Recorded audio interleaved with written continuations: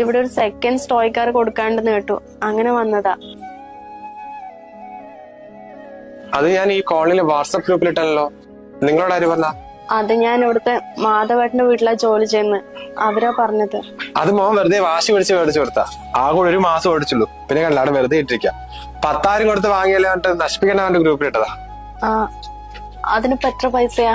അന്ന് വാങ്ങിയതിന്റെ പകുതി തന്നാ മതി. 5,000 അല്ലേ? എന്തായാലും ഞാനൊരു 3 ദിവസം കഴിഞ്ഞിട്ട് വരാം. അപ്പഴെനിക്ക് ശമ്പളം കിട്ടുള്ളൂ. അതുവരെ ആർക്കും കൊടുക്കല്ലേ. മോൻ കൊറേ ആയി പറയുന്നു ഇതുപോലത്തെ ഒരെണ്ണം വാങ്ങിച്ചു തരാൻ. എന്തായാലും പുതിയത് വാങ്ങാൻ എന്നെ കൊണ്ടാവില്ല. ഞാൻ 3 ദിവസം കഴിഞ്ഞിട്ട് വരാം. ആർക്കും കൊടുക്കല്ലേ. അതെ, ഒരു ഓട്ടോറിക്ഷ വന്നിട്ട് അതിപ്പോ തന്നെ കൊണ്ടുപോയിക്കോട്ടോ.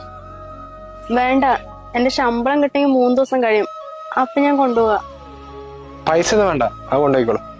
അയ്യോ, അത് വേണ്ട. പണ്ട് സ്കൂളിൽ പഠിക്കുമ്പോ ഞാൻ ഒരു ബാഗ് വേണം പറഞ്ഞ വാശി പിടിച്ചേ അമ്മയോട് കരഞ്ഞിട്ടുണ്ടായിരുന്നു. അന്നേരം എന്റെ അമ്മന്റെ മുഖത്ത് കണ്ട അതേ ടെൻഷനാ ഞാൻ ഇപ്പൊ നിങ്ങളുടെ മുഖത്തും കാണുന്നത്. അത് ഞാൻ എടുത്ത് പുറത്ത് വെക്കാം. എപ്പോ വേണമെന്ന് കൊണ്ടുപോയിക്കോളൂ.